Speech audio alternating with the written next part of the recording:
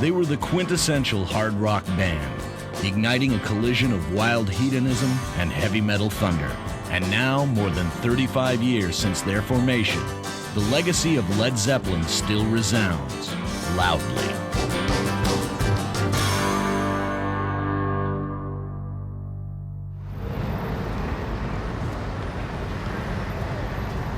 In those days, in the 60s, there were sort of two geographical areas that were creating new music. And one was the north, Liverpool, where you had the Beatles. And then down south, there were bands like the Rolling Stones, Alexis Corner, and the Embryo Yardbirds.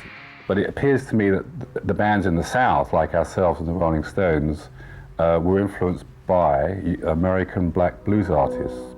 I hear the blues all in the air. And that's what tended to turn on the bands in the South, like the Yardbirds. In our very early stages as a band, we tried to emulate that sound, probably badly. We started getting inputs of Josh White, Leadbelly particularly, on people like that on the countryside. And people like Muddy Waters and Howlin' Wolf on the urban side. And my mojo working, buddy, just don't worry on you. But those records were kind of underground, but they said something to you. They had a direct message, which was a very different message from the message that you were getting from your normal pop lyric. My doctor put me on milk, cream, alcohol. It was pretty austere in England for quite a long time. You know, we just come out of a European war. Americans may not realize, but up until, even quite the late 50s, we were still rationed. You couldn't get things. Luxury items were, pretty minimal. Also, the music at the time, prior to that explosion in the 60s, was pretty narrow, it was pretty kitsch. The British government started the great art school experiment. And what happened is people like myself and Clapton and Pete Townsend and a lot of people found ourselves in this wonderfully liberated, ridiculously liberated environment. We then heard some black American music.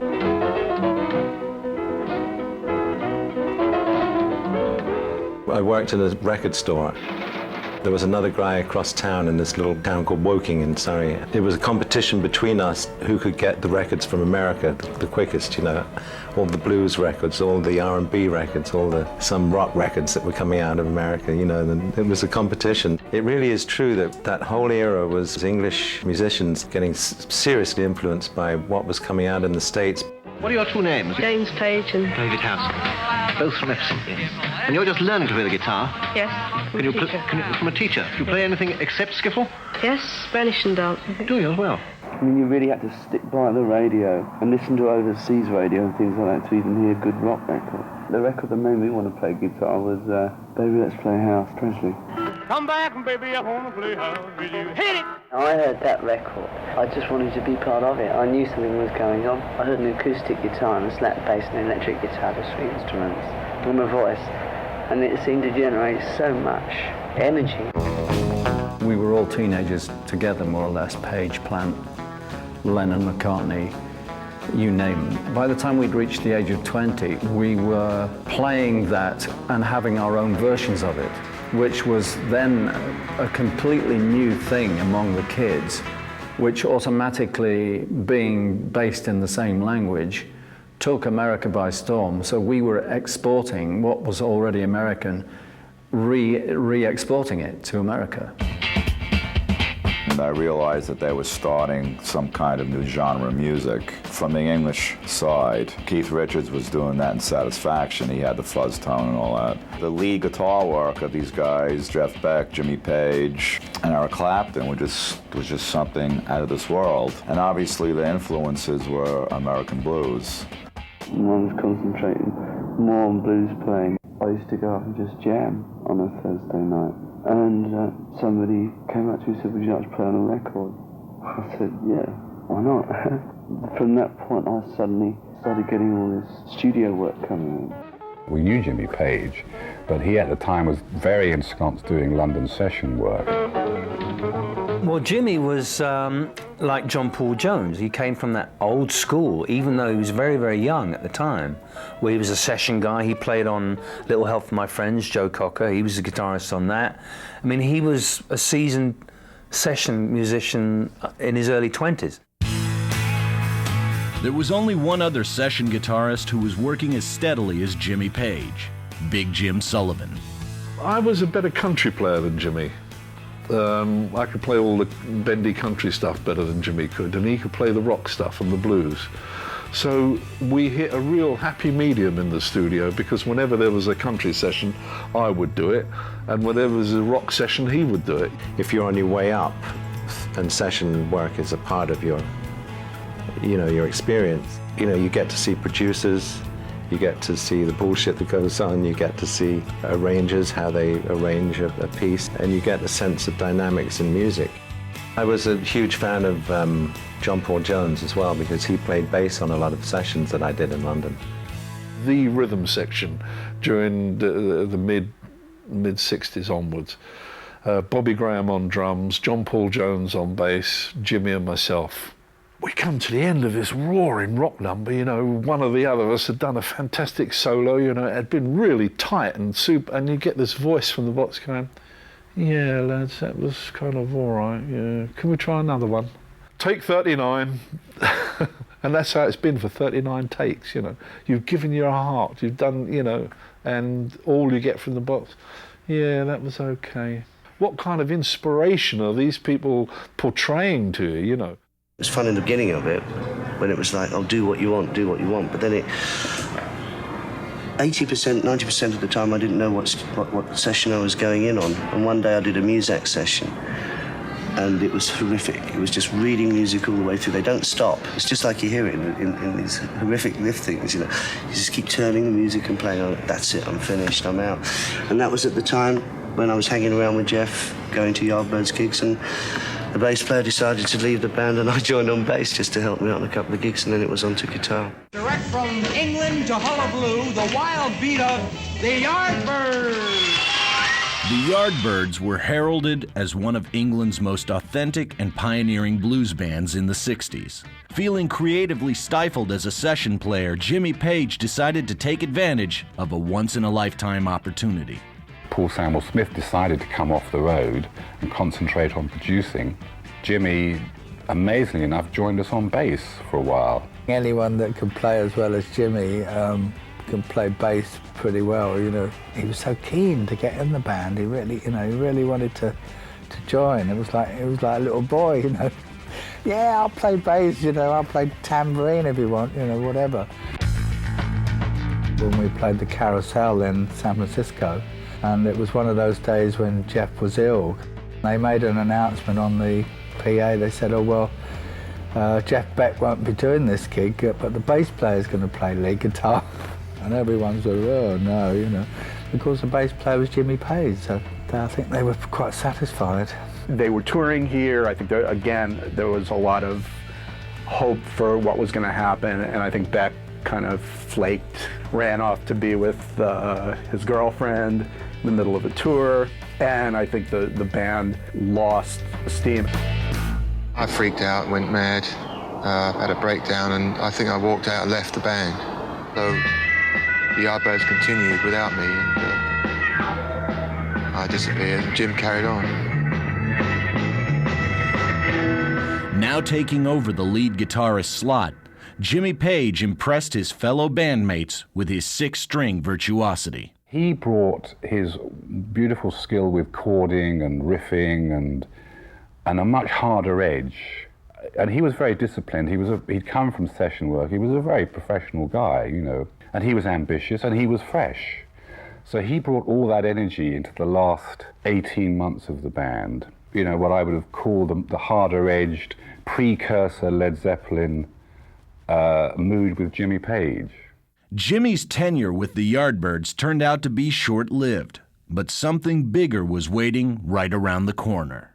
You know, after sort of working for a long period and no money at the end of it and all that sort of thing, there was big management disputes, just no chance.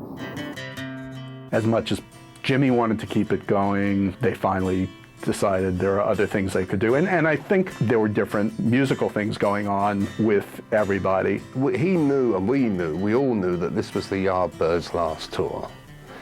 And he also knew that he was going to get the name. And you knew from the musicianship that he had that anyone who was going to be in the band with him had to be up to that caliber, which was going to be very high. John Paul Jones, of course, knew Jimmy from the old session days, and he said, listen, he said, I heard you're forming a band. He said, I wouldn't mind going on the road, you know, what's it going to be? And that's how they all got together. I was moping around the house one day, and my missus said to me, will you stop moping around the house? Why don't you join a band or something? She said, Jimmy Page is forming a group because he just left the Yardbirds. She said, why don't you give him a ring, you know? My brother calls me, he says this, Jimmy Page and John Paul Jones have gotten together. I went, fucking hell. Those two? John Paul's like an expert. John Paul's the music boffin. So they had the music boffin in the background, who's a good keyboard player, good bass player, you know, brilliant musician. The two singers actually had an underground sort of name at that time in '68 with Joe Cocker and Terry Reid. He asked me to be the singer in this new band he's putting together, which was very impressive. I said, I'd love to do this. Can you hold that thought? If you're not in now, you're out. Terry Reid couldn't do it. He said, I know this great singer who lives in Wolverhampton or wherever called Robert Plant. So Jimmy and Peter went up to see Robert Plant perform somewhere. Jimmy was so impressed with Robert Plant's singing that he invited the fledgling vocalist to his boathouse on the Thames, where the two discovered they shared the same love of the blues. Robert was now in, and the pieces were falling into place. Robert is amazing. He was just, you know, the boy from Birmingham. He had such a powerful, strong presence about him. I don't know, when Robert walked in a room, you just noticed him.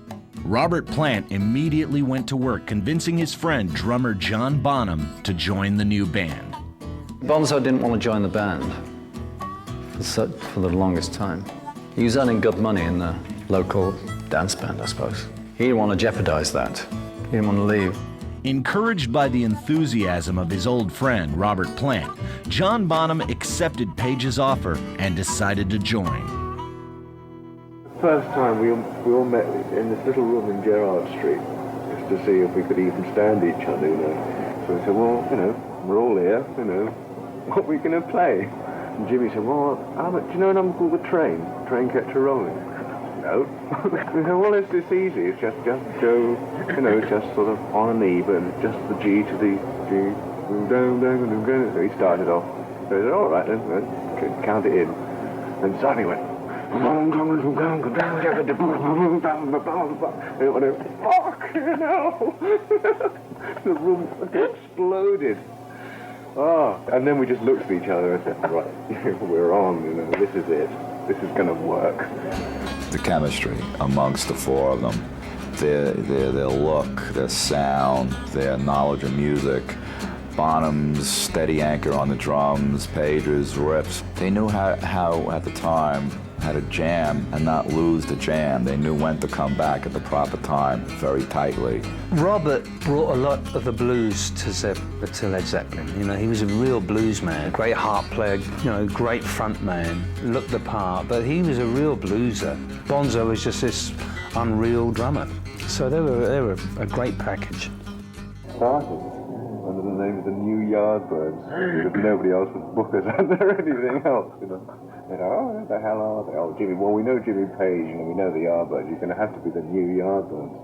We rehearsed an act, an album, on a tour in about 3 weeks, and it took off. He had gigs that were contracted under the name the Yardbirds, so Zeppelin did their, you know, first 6, 8 gigs under that New Yardbirds name. And one day I had a call from Jimmy, and he actually came up to the office kind of unannounced, really. He just wandered in. He'd liked a review I'd done of one of his bands he'd been in years before. So he thought, oh, well, I'll speak to this guy, Chris, and tell him about my new group. And I said, well, what's it called? He said, it's Led Zeppelin. And I wrote it in my notepad, and I misspelt it. I wrote L-E-A-D. And he said, no, L-E-D. So I had the scoop on this amazing new band. They chose the name Led Zeppelin through The Who, actually, because there was a story that Keith Moon and John Entwistle had planned to split from The Who. They wanted to form a supergroup. I think Jimmy Page was involved in that, actually. We're all drunk, you know, as usual. And they were bringing up the thing, oh, we want to leave The Who, we want to start a new band, and then they were bantering around names. But the guy who came up with the name Led Zeppelin was actually John Entwistle, it wasn't Keith Moon. And how it came about is there was an old saying in England that, you know, it'll go down like a Led Zeppelin, which means it'll bomb. After fulfilling all of the previously booked dates as the new Yardbirds, the band made its official debut as Led Zeppelin at Surrey University in England on October 25th, 1968. Really, the basis of their sound was the Yardbirds sound. And I remember Jimmy playing me their first album, and of course Dazed and Confused was on there. We used to play that, and they did their own version, which wasn't far away. And they did a couple of other things that were pretty similar. It was a springboard. Our sound was a springboard for them, but they took it a bit further. They took it into that early heavy metal, really. It was like just really like a jam. Things like How Many More Time and Dazed and Confused were really just extensions of how well we actually fit it together, you know. The qualities of Led Zeppelin 1 can never be touched, never be matched, never be equal. The first time I heard Led Zeppelin, I put on the record, and I listened to it. I said, wow, I really didn't know who those guys were. I knew who Jimmy Page was. I didn't know who they were. The sound of the record was really impressive. Still to this day, you put it on, it puts most other stuff to shame. The first song I heard of theirs was Good Times, Bad Times, and I was immediately struck by this drumming. I'd never heard this drumming before. Communication breakdown, you know, the first time you hear it, it was like, oh my God. And you tried to play the break, and it was just too damn fast. You know, so you'd wind up scratching your records, trying to slow it down and play it backwards. And, you know, all of my records had these needle marks that went straight across from trying to learn the guitar breaks. They wanted us to take them on tour with us as an opening act, which is pretty ridiculous when you think about it now. And I was just blown away. The tour was paid for, underwritten by Jimmy Page, Peter Grant and John Paul Jones. The other two, Bonham and Plant, were on salaries. There was 5 shows with the Vanilla Fudge. It was actually in the one in Oregon where I really realised, during the drum solo. I was standing there with Jonesy, and I just said to Jesus Christ, where'd you find this guy? I think that they're coming to listen to what you're playing and not just to look at you and see what you are. I mean, I remember when I was, let's go back a few years, when I first went to see the Beatles, because we've mentioned them a few times, it was to look at them, you know. It wasn't, you didn't really bother what you were listening to. Yeah. And today, it's not what you are, it's what you're playing. Well, Bonzo was the best hard rock drummer ever, hands down. I mean, no one comes within a mile of him. He kept great time. He was fearless. He'd do things that you think, you know, how's he going to do this? He was the best. Being the drummer, first my attention went to John Bonham and his foot thing that he did in Good Times, Bad Times, which was at the time totally unique, had I thought that. Upon meeting him, he said to me that I got that from you. I said, I know, I don't do that. And he pointed out on the Vanilla Fudge album where I actually did it one time. And he took it to the extreme. The audience just didn't know what to believe, what they were seeing and hearing. It was different than what they'd ever heard before, and it was powerful. It was just non-stop. But the thing was that they were so powerful that anyone who came after them, they might as well have not gone on the stage. Without a doubt. They were the first band to blow us off the stage, Led Zeppelin. The band would come in and do what was called underground, you know, those clubs and everything. They played the Whiskey. It was an amazing show. It was like ridiculous. Can you imagine that band in that small club? It holds like 300 people. It was chaos. They went wild, hands up, jumping up and down. It just a great show, great music. They played a place called the Boston Tea Party. And the Boston Tea Party was Boston's version of the Fillmore. So maybe 200 people, maybe 250 tops that first night. And they blew us all away. So I went back on the air the next day and just said, you've got to go see this band. When they started breaking, I mean, they couldn't believe it. They started out as really just four musicians who, you know, got together. And then when they started breaking, I mean, it was just, you know, amazing. By the time they'd finished and ended up in New York, they'd taken the whole country by storm. I mean, there wasn't a band that wanted to play before them. I mean, they set the precedent for what they did a few years later was not to play with anyone and just do the 2 to 2.5 to 3 hour set. Energized by the overwhelming success of their inaugural tour of the States, Led Zeppelin returned to England, but the British media ignored them. It was a bitter pill to swallow. And after a month and a half, the band returned to America. Once again in front of adoring, appreciative crowds, Led Zeppelin felt right at home. The second tour was the summer of '69, and by then I had gotten John his drum set, which is exactly like mine.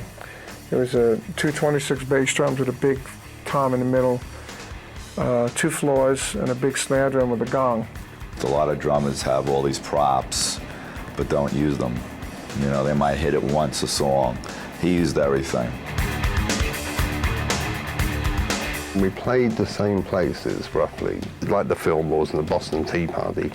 And when they went on the stage the second time, you could see that they were anticipating, the audience was anticipating their arrival and the performance. And then it just went up from there. While on tour, whatever downtime the group could find was spent working on their second album in recording studios. Atlantic Records would do it for us. Book a studio, the band would go in, do a bit more, come out with the tapes, go on to another city, play another show, go in late that night or that afternoon. And that's how they made the record. As Zeppelin's popularity grew, so did their bank accounts. They were offered $250,000 to play the Yale Bowl in New Haven, Connecticut, but the group turned it down so that they could perform instead at the Bath Festival of Blues and Progressive Music back in England. The first real major acceptance came over here. I think that tends to piss the English critics off. Anything that gets discovered in America, English critics have a problem with. The prestige of playing at the festival in their homeland gave them something that money couldn't buy: respect and acceptance. Led Zeppelin was fast becoming the #1 rock and roll band in the world. In our position, we've spent years and years on the road, sort of playing in little church halls and being beaten up and bricks thrown through the van windows and everything. And to have money at last is just another figure in my mind of mass acceptance, which is what we all work for.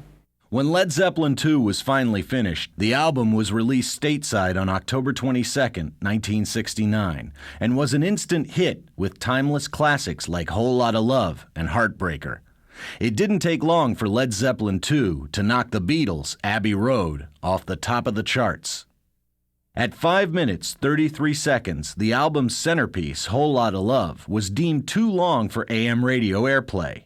So Atlantic released an edited version as a single. The band wasn't happy. They didn't like releasing singles, but I think it may have been because they wanted to, originally one of the things was they wanted to show the whole product of the album. If you take a single off an album and stick it out, that's just a part of the album. It might as well stay on the album, you know. But in the past, through Atlantic Records, they've worried us into saying, oh, let's have a single, you know. There's the top 40 stations over there, and lots of young kids who probably wouldn't get into the album unless they heard a track on the top 40 stations, you know. I personally don't agree with it. Whole Lotta Love, that was their single, especially in the middle with the bongos and then Bonham's big roll, you know, and then Page with the lead, and then come out of it perfectly. What a song. The band members were garnering a lot of attention, not only for their music, but also for the way they dressed on stage, especially Jimmy. Well, he wore velvets, though, and satins and silks and embroidered things and beaded things. And, you know, it was a feminine thing, a lot of chiffon, patent leather shoes, things like that, you know. These guys were androgynous. It feels safe in a way. You know, you feel like you're almost connecting with another part of yourself. That was a very interesting draw for young women too. I think Jimmy Page really invented that image of the almighty rock guitar player. The cloud of mystique that shadowed the band grew with the news of Jimmy Page's interest in Aleister Crowley, an early 20th century Englishman aligned with black magic and demonology. Page's fascination with Crowley led many to believe he was into black magic himself. I think he was absolutely fascinated with the man and the knowledge of the will. I mean, you know, he owned a lot of manuscripts, and he bought the Inverness Castle. That was also Crowley's. And I think with it, he had purchased a lot of manuscripts. And at one point, he had a bookstore in England, an occult bookstore. And he was really more fascinated by the knowledge of it. It was a sincere fascination, and I think he took a lot out of it. And I think it came through in his music, a lot of that amazing depth and, you know, mystery and all that came out in his music. He was very interested in those types of things, otherworldly things. You know, all that selling the soul to the devil, so that's just bullshit. None of that took place. None of it. I mean, the whole myth about selling their soul to the devil, we want you to cut your hand in blood, we want you to make a pact, you're going to be a wreck. Oh, fuck off, put the fucking devil in your shit, get out of here, you know, he just wouldn't, what the hell are you talking about? I mean, it just wouldn't happen. Despite the truckloads of money that were now pouring in, whenever Led Zeppelin was in Los Angeles, they chose to stay at the relatively luxury-free Continental Hyatt House on the Sunset Strip. We, of course, could have stayed anywhere with the money that we had, but we just preferred that hotel. They always used to rent the whole top of the Hyatt House. For one thing, the swimming pool was on the top, on the roof, you know, so they could always go up to the swimming pool and do their thing. But as the lift door opened, and I looked out, the carpet had about foam about that deep. As I looked out, this naked girl came sliding past on her belly, and then another one, and then followed by John Paul Jones and John Bonham. When our own crew was in town, the Shoko crew, we obviously had all what rooms we wanted on the Sunset side. The rear side we gave to the road crew. We went into the road crew's rooms, took their televisions out and threw them out of the windows on the other side, so that when the people came running upstairs, they'd look and see the television still there. They didn't comprehend that we'd taken them off the other side and thrown them out that window. Every single floor was a party. Everywhere you looked, there were people hanging out. Everybody called it the Riot House, the Hyatt House, because it was a party house. The manager's there, and Peter and I are standing there, and I've got the cash, and we're going through the bill, and the guy's doing the bill, and he says, this and that, and you know, you had these rooms, and you threw that out the window and that, and we said, oh, you know what, we fucking know what we've done, just give us the bill, how much do you want? Fine, got out the money. And the guy looked, and we said, well, we're fucking paid you, what's wrong with you? He said, it's not that. He said, don't you know what, I can't imagine what it must be like for you guys. He said, I work in this fucking hotel. I'd love to smash a room up. So Peter said, oh, is that all it is? Well, go and take one of the rooms and go and smash it up. We're leaving in 15 minutes and bring me the bill. It was rock and roll. It was all about the decadence. How could you not like having limos and jets and women and, you know, the Beatles hanging out with you every night and Stevie Wonder and this and that, you know, and the champagne and it was fun. Yeah, I think they sort of pretty much, you know, set the industry standard there, raised the bar. In fact, it only actually increased the interest in them, because you stopped thinking about them just totally in this musical sense. You know, they were just a kind of spectacle, and it was just a bombardment of light and sound. And now there was a completely new dimension to this group, this appalling behaviour and excess. And in a way, it kind of provided this incredibly rich soap opera. The band returned home exhausted from months on the road. Robert and Jimmy took to a secluded spot in Wales called Branrar. The isolation of the beautiful countryside was the perfect place to write, and inspired the organic acoustic-based material that comprised much of the next album, Led Zeppelin III. Later, the band and crew convened at Headley Grange, a house in the English countryside. It was this old farming sort of mansion. There were 4 floors. So it was like walking into almost the lobby of a hotel. It was built in the 18th century and it had about 10 bedrooms. Very spooky, especially early in the morning with the mist, you know, and this black dog that had died the week before. That's where Zeppelin got that track from. There was a dog that died in one of the rooms. And big baronial type banquet hall and huge fireplaces, huge basement which ran the length and breadth of the house. The main thing is that they're all together, so therefore you don't waste time. You haven't got 4 people and an engineer and well, there wasn't a producer, Jimmy was the producer, but an engineer, coming from different parts to be at a studio to start work at a certain time. They were there, and when they wanted to start, they started. The appeal of recording like that is that you're never under a red light. The place is yours to come and go as you wish, whatever time if you want to get up at 2 in the morning and record, you can. So you're not constricted by any time parameters. And it's a very leisurely approach to recording. Things were getting light on the radio. You had Carly Simon, James Taylor. The people were wearing earth tone colors, so they started getting a little lighter too. When you think about it, a large portion of their songs were folk songs, with just 12-string and acoustic guitars. There was a lot of folk in Zeppelin, believe it or not. Probably the heaviest folk band that ever existed. Work was progressing nicely, with songs written and recorded all in the same location. Led Zeppelin III was released at the end of October 1970, and as with their 2 previous albums, the critics panned it. They charged that the record's largely acoustic format was an attempt to piggyback on the success of the popular new group Crosby, Stills and Nash.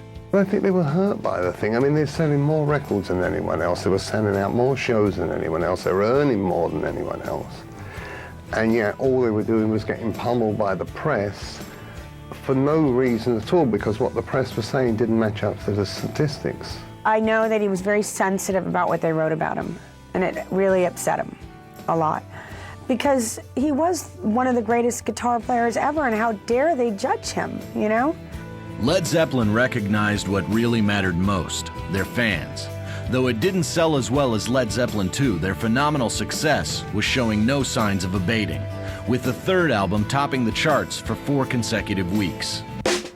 Before long, Page and Plant found themselves back in Wales at Branwar, writing new material for their 4th album. After a brief recording stint in London, the band once again headed out to Headley Grange to continue rehearsals and recording. Trained and also inspirational fellows, waiting for a moment to walk in. That was the difference with them. Nothing was truly planned, but they were holding in their minds and hearts and down their spines, especially Jimmy Page and John Paul Jones, a lot of knowledge. Percy Plant obviously had this gift, and Bonzo was, in actual fact, at the time, no one had played thus. So you put those 4 fellows together and you never knew quite what was going to happen. You knew it was going to be good. And so astounding, you felt like some weird cipher who wasn't ready to catch something that had never happened before. And how do I catch this and not let them down? How do I deal with this? It was so big, terrific and wonderful. Soon they were working in earnest on an evocative power ballad, a song that would unquestionably become their anthem, and in the process, become one of the most played songs on rock radio, Stairway to Heaven. Until the whole band comes in on the 6th verse, it's a folk song in A minor, and it's a lovely chord sequence, and there's a little mellotron in the back and a flute, and until Bonzo comes in, it could be Peter, Paul and Mary on steroids. Well, it was recorded on location at Headley. No, Andy Johns was doing the engineering. Now, a lot of people with a song like that would take 2 or 3 days. It took them 2 hours. And then it was done. And you knew, because you had worked with them before, this is a basis for something really quite special. And if you think about it, Stairway to Heaven, the amount of instruments, there's the drums, there's the bass, there's the acoustic guitar, there is the Gibson guitar, there are the 2 direct 12 strings, after that Percy's voice, and recorders at the beginning and the end, and that's it, pal. I knew it was good. I didn't know it was going to be, almost like an anthem, but I knew it was the gem of the album, sure. Peter called and said, JJ, he said, I want you to hear something that we've just finished. So he sent Richard Cole to come get me at the station and took me directly to the studios. They wanted to hear what I felt about this, And they put it on, and I just said to him, gee, this is the best thing they've ever done. This is just going to be incredible. Led Zeppelin IV was released in November 1971 and quickly rose to number 2 on the charts. Stairway to Heaven was the album's highlight, but at 7 minutes and 55 seconds, it was much too long for the radio. Atlantic pressed for a shorter version. Stairway was going to be a monstrous record. I think they made it quite clear to Atlantic, don't fuck around with us this time. This is not going to be a single. And also they knew that if people wanted to buy Stairway to Heaven, they'd have to buy the whole album. It became an industry really with Led Zeppelin when Peter Grant turned it from a singles selling commodity to albums. And that did bring a change that they could play for 3 hours and they could also sell albums. Led Zeppelin's notorious manager, Peter Grant, was also throwing his weight around with concert promoters. Where bands once received 50 to 60% of a show's profits, Peter asserted that the rules had changed. From now on, a whopping 90% would go to Led Zeppelin. Take it or leave it. With Peter Grant, their pioneering way of altering the structure of the major tours in America, where it was the artist rather than the promoter who got the main source of revenue from those. Groups and artists were ripped off in every way, from record companies to promoters. In every aspect, groups were ripped off, and Peter Grant wasn't having that. I had nothing but admiration for the man, and he never, ever forgot anyone, no matter how big or how small on the ladder, that he felt was good for the band and or for him. He was with you 100%. We owe so much to that man. He changed the balance for musicians to, promoters with record companies, etc. One man, so that is creative. His vision was amazing. His dedication was with Led Zeppelin, and between them, they had a very powerful tool. Don't cross him now. No, don't cross him. He could be really mean when he wanted to be, not to me, but just to other people, He's such a big man and had such a big presence about him that if you ever saw him enraged, you would be terrified of him. The promoters had no choice but to buckle under Grant's new demands. Led Zeppelin embarked on their 8th tour of the United States, raking in more money than ever. Back in LA, they returned to their favorite haunts, the Riot House, the Whiskey, and the Rainbow Bar and Grill. At that point in time, there was an influx of baby groupies. And I mean babies, they were 13 and 14. And I was already the grand old age of 21. And boy, the guys wanted these baby girls. That was the next step for these guys. So Jimmy got involved with a young girl named Lori. I first heard Led Zeppelin in 1973, and obviously it was Stairway to Heaven. I became an immediate fan and fell in love with the band from day one, and never had any aspirations of meeting Jimmy or wanting to meet them or anything like that. At that particular time, I was a teen model, and so that's how I met Jimmy, actually, because he'd seen my photograph and wanted to meet me. What happened was I guess Led Zeppelin came to town and had seen all these photos, and Jimmy had made a call to Lee Childer saying, I want to meet Laurie Maddox. So next thing you know, we were taking a drive down to the Hyatt House to go meet the band, and I was terrified because, first of all, I was still, I was a baby. Come on, and this was Led Zeppelin. She was 14 or not quite 14. And he just was intrigued with it. Our thing had run its course in his mind, so not in mine, of course. And so one day, they were in town, we hooked up, we got together, I was at the Whiskey with him, and he left with this girl. I just had this really wonderful, calm demeanor about him. Something very mysterious and always kind and sweet. I don't know how to explain him. when you do meet him and when you do get to know him, you just immediately fall in love with him because he's so sweet. I used to stand on the side of the stage and just be in awe and say, why me? You know, he's playing in front of 30,000 people at the Forum, and there I am standing there, and you know, he's playing. It was the most beautiful thing ever. The beginning of 1973 saw the long-awaited release of Zeppelin's fifth album, Houses of the Holy. This would mark the first Led Zeppelin album to have an actual title.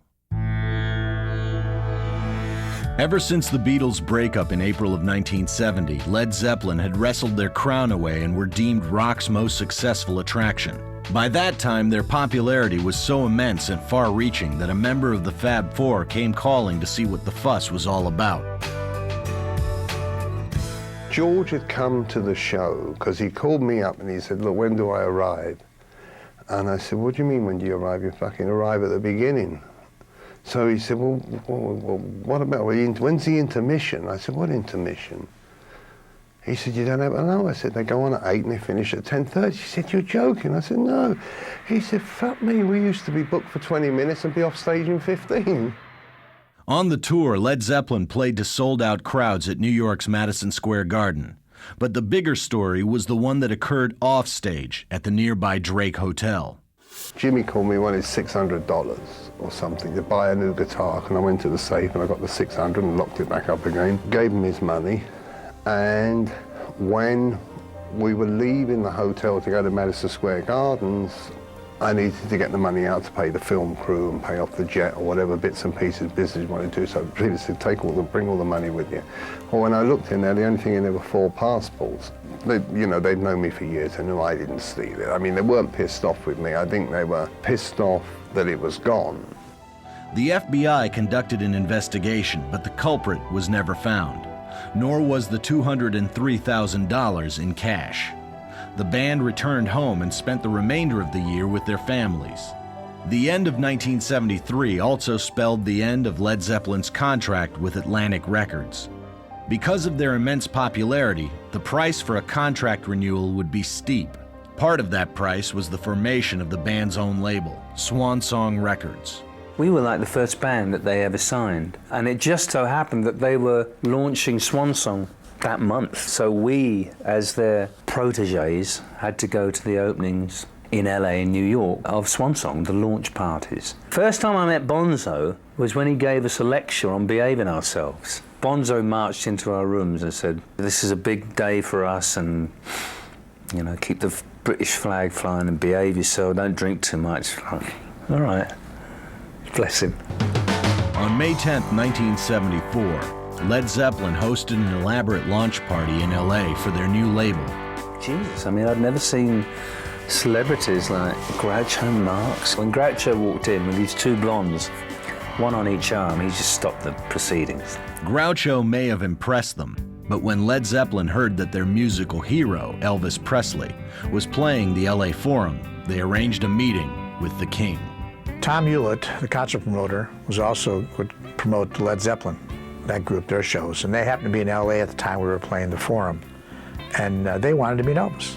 And Tom Hewlett, he asked Elvis, okay if he brought Led Zeppelin to see him, and he said, yeah, and they came up, you know, they met Elvis, they were just thrilled, could be, and they always idolized Elvis, and, you know, one of the other groups said, you know, if it wasn't for Elvis, we wouldn't have been musicians.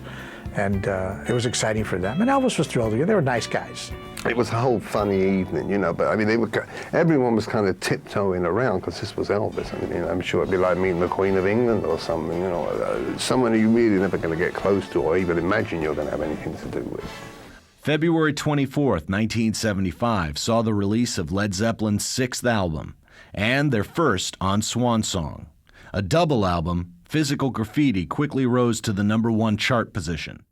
The band settled in Malibu to write songs for the next album and relax near their private playground of Los Angeles.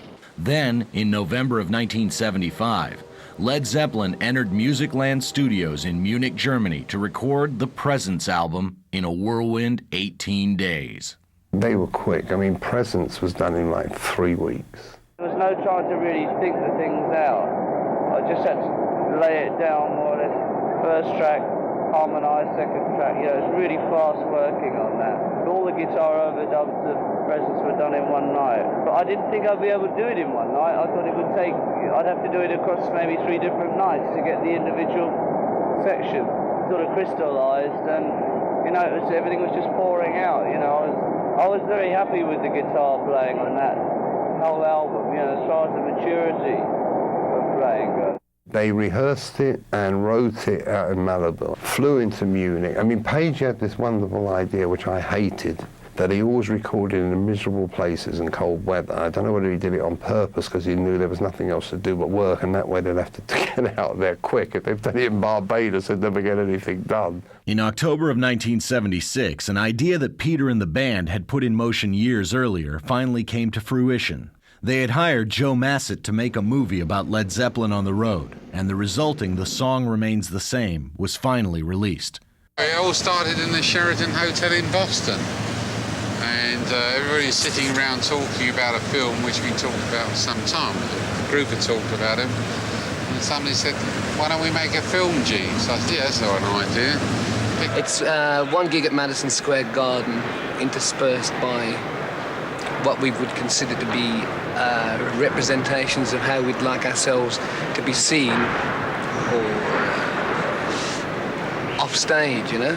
See, I think the main thing was to get over the fact that it just wasn't a film of a concert. I mean, there's been lots of sort of, well, not lots, but there's been quite a few films that have just been of concerts on stage, and we wanted to get beyond that. Yeah, if we're going to be self-indulgent, we might as well try and expand our indulgence a little bit, you know? They were totally in charge. They had a picture in their mind of what they wanted to see. That was a matter of having the director shoot what was in their mind. I mean, there are certain things that piss me off about the actual filming, but nevertheless, I mean, as far as it goes, I'm really pleased it is there. It's a documentary more than anything else. Led Zeppelin in concert and beyond. I think a lot of the joy went out of Zeppelin when there were a succession of tragic events which shocked everybody, really. Zeppelin were at their peak, selling albums by the truckload, and everybody wanted to see them, and their shows are huge sellouts. Zeppelin were highly respected, and then suddenly everything seemed to go pear-shaped. On July 26, 1977, tragedy struck when news came from England that Robert Plant's 5-year-old son, Carrick, had died from a stomach infection. Robert was devastated. And then there was the terrible news that Robert Plant's son, Carrick, had died back in England, so they had to cancel the tour and everybody had to fly back. I think a lot of the fun went out of Zeppelin, certainly as far as Robert Plant was concerned. No one pushed him to do anything. Peter and the band sat back and said, look, you know, whenever you're ready, let us know what you want to do if you want to do something, and that was really it. Eventually, Robert reunited with the band to record their 9th album. Released at the end of 1979, In Through the Outdoor went on to sell more than 5 million copies. The release of our album Head Games coincided with the release of In Through the Outdoor. Somebody brought me a test pressing of it, and I heard it, and I thought, oh, Jesus.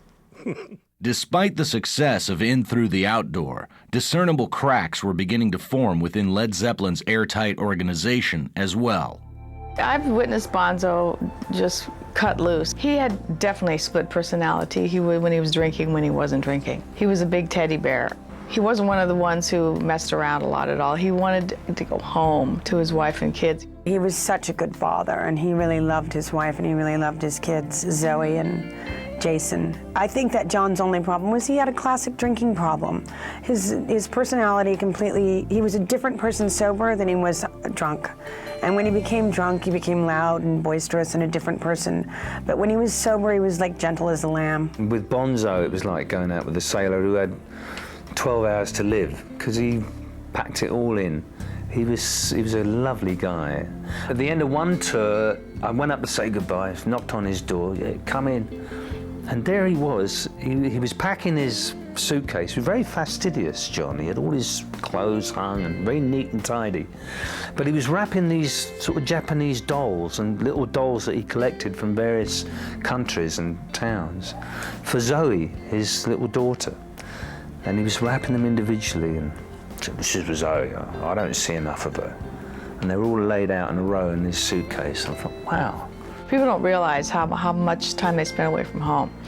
So he would get really drunk and then become a whole other human being, a real angry guy. The mixed feelings would come when he had to go to work, and he didn't particularly want to go to work. He wanted to be at home with his wife and maybe having a baby or something like that.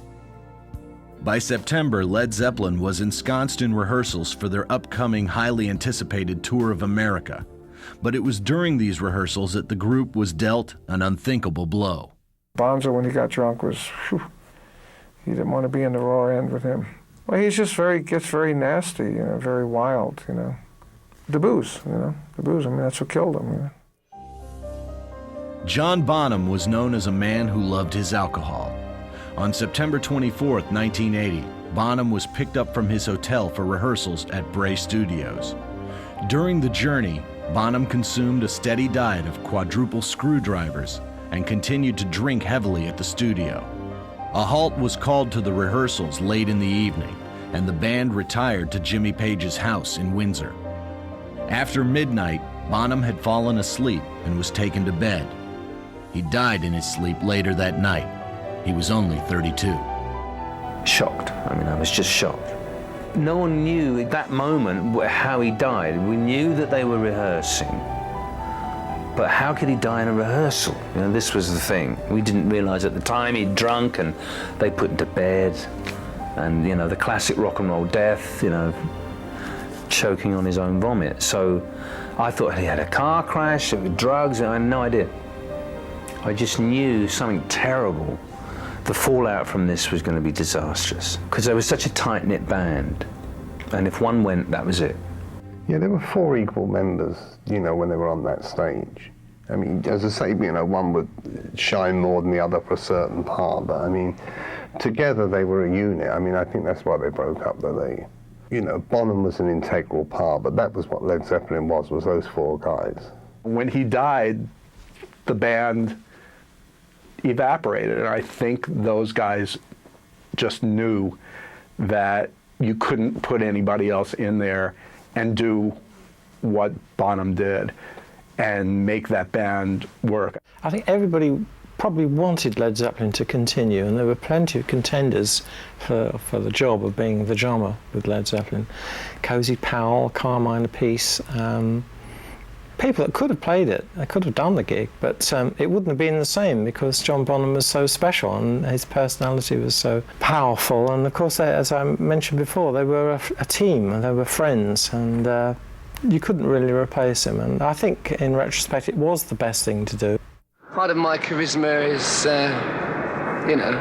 is reliant on the other 3, and the same with everybody else. We really get off on playing together. That's the whole secret of. I couldn't really go away and play with anybody else, because if I wanted to play, who else would I need for a drummer but Bonzo, And the same with Jimmy and Jonesy. I don't think it wouldn't be right.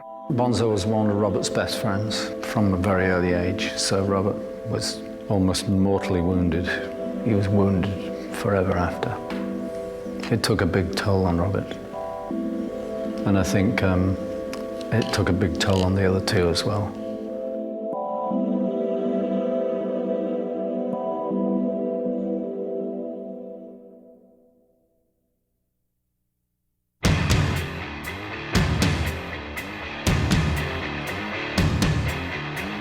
Led Zeppelin, what can you say? They're a huge influence, a huge influence on everybody. It was the most amazing thing ever. You never see rock and roll like that ever again. There was nothing like it. They were the most fantastic live rock band ever.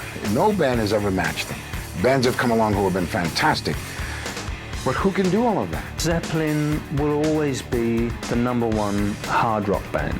They were 4 amazing guys. They looked great, they played great. They were the first adventurous hard rock band, and by virtue of that fact, they'll always be the best.